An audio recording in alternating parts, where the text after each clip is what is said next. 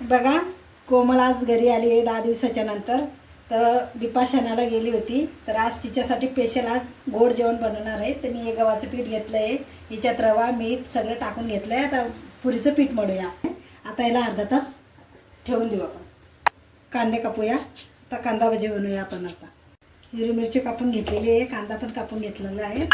आता मीठ टाकूया आणि 1 चम्मच हळद, 1 चम्मच जिरं, थोडीशी अजवाईन आणि हे घरचं दळलेलं पीठ बेसन हे टाकूयात. आता माझं बेसन काढून झालं आहे आणि लाईट पण गेली आहे. पाऊस चालू आहे, भजी खायची काय मजाच आहे मग आज. तर थोडासा व्हिडिओ अंधारात आला आहे. आता खीर बनवायला घेतली आहे. आता घरचं तूप बनवलेलं आहे, थोडंसं पाणी पडलेलं आहे.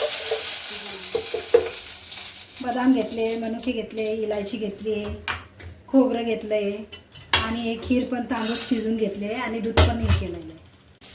आता काजू आणि हे टाकलेलं आहे, खोबरं पण टाकून घेते. हे पण तुपात चांगलं भाजून घेते. आता मी तांदूळ टाकून घेणार आहे.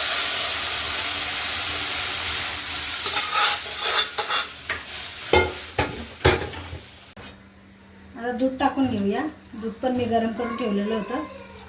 आता मी साखर 1 वाटी साखर टाकून घेतली आहे याच्यामध्ये. आता थोडा टाईम शिजू देते. आता पीठ एकदम मस्त मळलेलं आहे आणि खूप सॉफ्ट झालेलं आहे.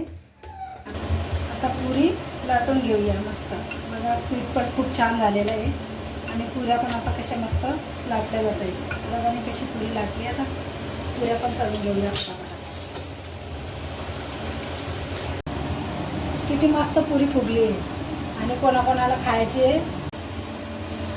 आता चालले पकोडे, भजे खायची मजा पावसाळ्याची. काय छान भजी झालेले आहे. आता कसे लाल मस्त भजे तळून झालेले आहे. किती छान झालेले भजे.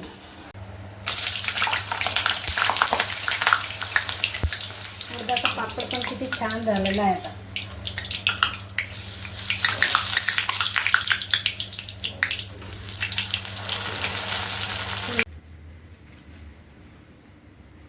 बघा, जेवण रेडी झालेलं आहे आणि पुरीमध्ये बिलकुल पण तेल नाही. बघा, माझ्यासारखी पुरी तुम्ही करू शकता. आणि मी हिच्यात रवा टाकलेला आहे आणि किती छान झालेलं आहे. आणि आता 10 दिवसाचा कोमलचा उपास होता बिचारीचा. आता कोमल आता तोंडाला चव येणार भजे खाऊन. भजे पण खूप छान बनवलेले आहे. तुम्ही पण या जेवायला. मला तर खूप भूक लागलेली आहे.